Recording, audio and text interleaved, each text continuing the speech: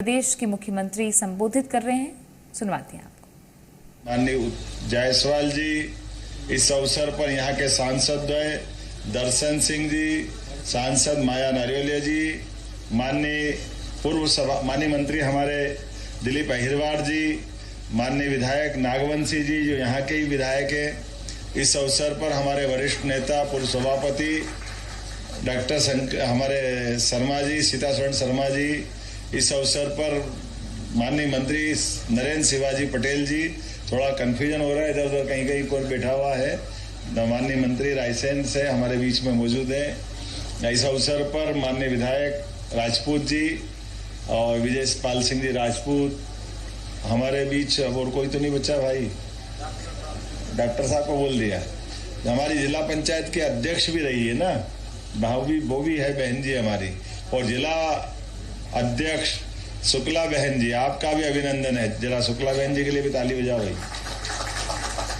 यहाँ हमारे सभी वरिष्ठ अधिकारीगण, पदाधिकारीगण, जिला प्रशासन के अधिकारीगण, इस गांव के, इस क्षेत्र के, अंचल के सभी भाइयों बहनों मित्रों, आज का दिन कई कारणों से बड़ा हटके है और अलग प्रकार से भी है। जब मैं यहाँ इस पर्यटन के स्थल पर, जहाँ हजारों सालों से पता नहीं परमात्मा ने कब से यह रचना बनाई होगी, कई इतिहास गढ़े गए होंगे, कई इतिहास की घटनाओं को हमारे स्वर्णिम अतीत के माध्यम से हम स्मरण कर सकते हैं। जिस क्षेत्र के अंदर आते ही ऐसा लगता है कि वाकई ये इससे अच्छा कोई स्थान हो सकता है क्या, लेकिन आज मध्य प्रदेश पर्यटन विकास निगम के माध्यम से ये पूरा डेस्टिनेशन भी अलग प्रकार से आया है। हमने भी विकास के मामले में लगातार जिस प्रकार से जो अच्छा हो सकता नर्मदापुरम जिले के लिए, वो सारी चीजें करने के लिए हम अपनी ताकत के साथ चल रहे हैं। और आज जब यहाँ हमने अपनी कैबिनेट करने का निर्णय राजा भभूत सिंह के स्मरण को दोबारा समाज के बीच में लाने के लिए, वाकई एक अद्भुत व्यक्तित्व के धनी थे राजा भभूत सिंह, जिन्होंने 1 साल 2 साल जितना उनसे बना, लगातार ये जानते हुए भी कि 1857 में अंग्रेजों ने भारत को अपने इंग्लैंड के साम्राज्य में मिला लिया, लेकिन बजाय डरने के वो अपने मध्य प्रदेश और देश की देशभक्ति की मिसाल के उत्कृष्ट उदाहरण बन करके आदिवासी अंचल के जननायक के नाते से उभरे। अपने मित्र को लेकर के जिस प्रकार से उनने अपनी सेना बना के लड़ाई लड़ी, वाकई अंग्रेजों को 2, 2.5, 3 साल तक उन्हें छकाया। अपने उस सैन्य शास्त्र के अनुभव के आधार पर अपने इस क्षेत्र के अंदर महाराज शिवाजी की याद दिला दी। क्या चप्पे चप्पे से वो लड़े, और लड़ने के लिए प्रकृति का भी पूरा उपयोग किया। जहां जिस प्रकार से जो हो सकता है, वीरता को प्रतिभाषित करते हुए जिस प्रकार से उनने जीवन जिया, वाकई वो श्रद्धा और आदर का हमारे लिए। जीवन में मृत्यु तो सबको आती, लेकिन ऐसी आदर्श मृत्यु जो अपने देश को धन्य करे, देशभक्ति की उत्कृष्ट मिसाल बने, ये हमारे लिए सौभाग्य की बात। राजा भभूत सिंह मरे नहीं, वो अमर है, हमारे हृदय के अंदर है, हमारे अपने सपनों में है, हमारे संस्कारों में है, इसलिए अत्यंत आदर और श्रद्धा के साथ देखे जाते हैं। आज खवासी समाज के भी कई सारे यहाँ हमारे मित्रगण बैठे हैं, मवासी है ना, मवासी समाज, और उनके वंशज भी है, मनीष है ना यहाँ पे, उनके वंशज भी है, मुझे मिले, उनके परिवार के लोग भी मिले। कितना गौरवशाली पल होगा जब हमारे पूर्वज को इस प्रकार से स्मरण करें कि पूरी सरकार कैबिनेट करने आए, और कैबिनेट के माध्यम से सारे मंत्रियों ने अत्यंत श्रद्धा के साथ इस स्थान को भी अवलोकित किया, और राजा भभूत सिंह के नाम पर वो कैबिनेट में भी शामिल हुए। हमने हमारी सरकार के बनने के साथ यशस्वी प्रधानमंत्री के नेतृत्व में विरासत से विकास की बात करते हुए ये लगातार हमारा एक के बाद एक लगभग 1.5 साल का समय है। हमने प्रत्येक अंचल में जिनने मध्य प्रदेश को गौरवान्वित किया, वो सारे क्षेत्र, वो गोंडवाना का रानी दुर्गावती का क्षेत्र हो, मालवा का विक्रमादित्य का क्षेत्र हो, निमाड़ का रानी अहिल्याबाई का क्षेत्र हो, हमारे द्वारा एक के बाद एक ऐसे जननायक को लेकर समाज के सामने उनके किए गए उत्कृष्ट कार्य को समाज में पुनः सबके सामने उस स्वर्णिम पक्ष को एक बार फिर इतिहास को जीवंत करते हुए हमने श्रद्धा के साथ कैबिनेट करते हुए उस क्षेत्र के विकास के संकल्प के आधार पर आगे बढ़ रहे हैं। जब मैं आज यहाँ कैबिनेट करने आया हूँ तो इस अवसर पर कई विकास के कार्यों की भूमि पूजन और लोकार्पण हो रहा है। यहीं इस पंचमढ़ी के स्टेशन पंचमढ़ी के विकास के लिए ये एकमात्र हिल स्टेशन है जहां हमने अपने पुराने कई कारणों से विकास की कई बाधाएं थी। पिछली कैबिनेट से हमने यहाँ वो सारी बाधाएं हटा करके विकास का परचम लहराने का निर्णय किया है, जिसके आधार पर वर्षों से एक मांग आती थी कि पंचमढ़ी का विकास रुका हुआ है बहुत सारे कारण से। तो हम वो सारे दरवाजे खोल रहे हैं, जिसके कारण से हमारा विकास अवरुद्ध हो रहा था। कुछ और छोटे मोटे निर्माण कार्य भी हम यहाँ पे आज करने जा रहे हैं। इसमें 38 करोड़ की लागत से अनेक निर्माण कार्य और विकास के हम लोकार्पण भूमि पूजन कर रहे हैं। जोरदार अभिनंदन करते हैं आज के इस कार्यक्रम की दृष्टि से, जिसमें 10 करोड़ की लागत से जय स्तंभ क्षेत्र के प्रमुख मार्ग के दोनों ओर पाथवे का विकास भी नागवंशी जी आपके क्षेत्र में करा रहे हैं। विधायक जी और सांसद जी दोनों को बधाई दे रहा हूँ। इस अवसर पर 1.35 करोड़ की लागत से पचमढ़ी की पर्यटन विकास निगम के माध्यम से सतपुड़ा रिट्रीट में किचन, रेस्टोरेंट, स्विमिंग पूल, इसका भी लोकार्पण हम करने जा रहे हैं। लगभग 60.60 करोड़ की लागत से धूपगढ़ पर जल व्यवस्था, लगभग 0. इतने प्रकार के काम है। जटाशंकर पर, पचमढ़ी के प्रवेश द्वार पर, और ये पिंक टॉयलेट के लाउंज का, अलग अलग प्रकार के बहुत सारे काम है। मैं उल्लेख करूंगा तो थोड़ा नाम लेने में गड़बड़ा जाऊंगा, कहीं नाम हांडी खो है, कहीं क्या है, पकड़ने में बड़ा मुश्किल जाएगा। नाम गलत बोलूंगा तो दिक्कत हो जाएगी। तो इसलिए ये सारे निर्माण कार्य के लिए एक बार जोरदार अभिनंदन कर दे। और खास बात, इनने एक और अच्छा काम किया, प्लास्टिक बाटल को फ्री करने के लिए, कांच की बाटल के लिए जल प्रदाय हेतु भी एक आरओ वाटर प्लांट की भी स्थापना की। जोरदार अभिनंदन करो, वाकई ये गलत हो जाता है। इसी प्रकार से वन विभाग की भी अलग अलग हमने 11 जिप्सी का यहाँ लोकार्पण किया है। जोरदार अभिनंदन करें इस नाते से भी।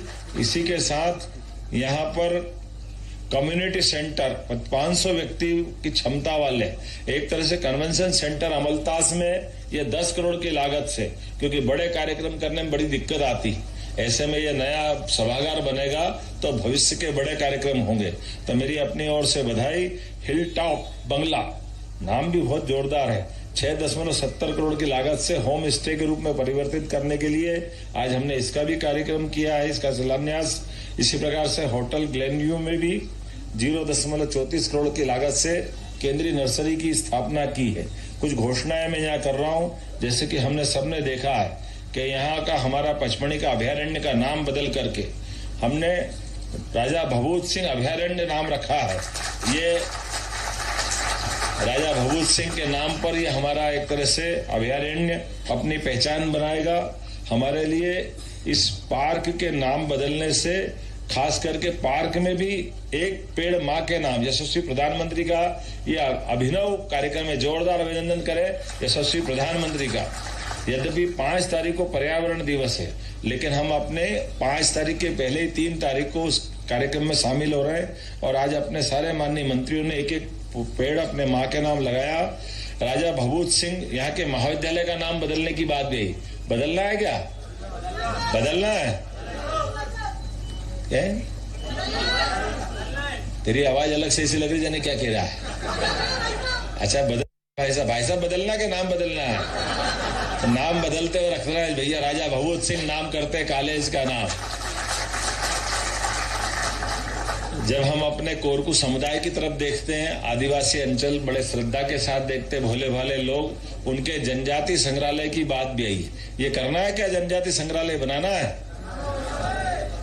अच्छा तो बना देते हैं। जरा ताली वाली बजा के बताओ, ये भी हम घोषणा करें। और कोरकू समाज के पवित्र स्थल पर जाने के लिए कोरकू समुदाय की द्वारा यहाँ प्रतीक्षालय और शेड बनाने की बात भी आई। ये भी करना है तो करने की घोषणा करता है। नया प्रकार का यहाँ हमारा ये पूजा स्थल पर एक शेड बनाने के लिए जिला कलेक्टर ये इसकी तैयारी कराए। निश्चित रूप से हम अपने समाज के लिए जो जो आप मांगोगे वो सब हम देने को तैयार है। और वैसे तो बड़ा महादेव का यहाँ पर अपना अलग ही स्थान है और मां नर्मदा की विशेष कृपा इस पूरे क्षेत्र के लिए। तो नर्मदापुरम के लिए एक और बड़ा निर्णय हुआ है। हमारा डॉक्टर साहब कहाँ है, सीतासरण जी दिख रहे हैं मेरे को, बेटा बेटा आप तो आज आपका वो लॉजिस्टिक पार्क का बहुत पुराना अटका हुआ मामला 2011 वाला, उसको भी मंजूर कर दिया है। वो नए प्रकार से पूरे क्षेत्र के लिए एक बड़ी सौगात लेके आएगा। जहाँ इटारसी एक तरफ बड़ा जंक्शन है आने जाने के लिए, ऐसे में लॉजिस्टिक पार्क का एक बड़ा प्रोजेक्ट मंजूर करके, जैसे पिछले समय हमने कहा विजयपाल सिंह जी आप ही के क्षेत्र में करी थी वो इंडस्ट्रिया है ना, पूरा क्षेत्र बदलने वाला है। अब इतनी डिमांड जबरदस्त रूप से आ रही है कि पूरा क्षेत्र बदल रहा है।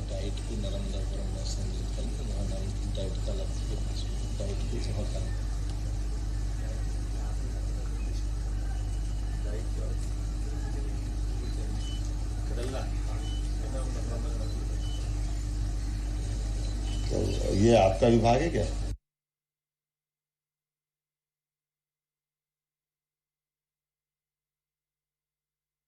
वालों को फायदा हो जाएगा।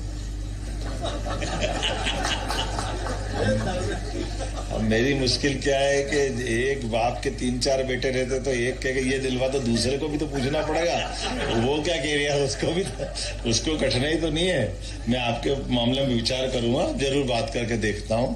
अगली बार अभी 14, 15, 16 में आ रहा है ना, फिर उसको निर्णय करेंगे। मेरी अपनी ओर से विकास के लिए जो जो हो सकता है वो हम सब करेंगे। एक बार फिर पूरे कार्यक्रम के लिए मैं बधाई देना चाहता हूं और उम्मीद करता हूं कि ये विकास के क्रम में इस प्रकार से लगातार हमारा ये क्रम जारी रहेगा।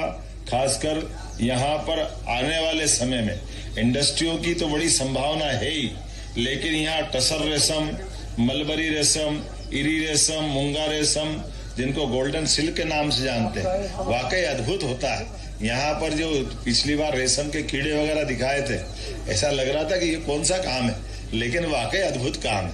मैं उम्मीद करता हूँ कि आने वाले समय में हमारे ग्रामीण और कुटीर उद्योग मंत्री भी यहाँ बैठे हैं, तो आपके माध्यम से और लोग आएंगे टूरिज्म की दृष्टि से, तो जरा वहाँ दिखाने भी ले जाना। टूरिज्म के हमारे PS ICS बैठे हैं, इसकी चिंता करेंगे। और यहाँ खास करके गेहूं, सोयाबीन और फसलों को लेकर भी बड़ी संभावना है। आने वाले समय में फूड इंडस्ट्रिया, खासकर प्रोसेसिंग इकाइयों के माध्यम से हमारे उत्पाद का लाभ मिले, इस दिशा में हम चलेंगे। और नागपंचमी तो यहाँ की अद्भुत होती है ना। अब तुम जरा एक ही बार मत करा, अगली बार भी कराना यार। लेकिन वन औषधि से लेकर के बहुत सारे क्षेत्र की संभावना है। निश्चित रूप से हम मिलकर के और काम करेंगे। बहुत बहुत धन्यवाद। भारत माता की जय।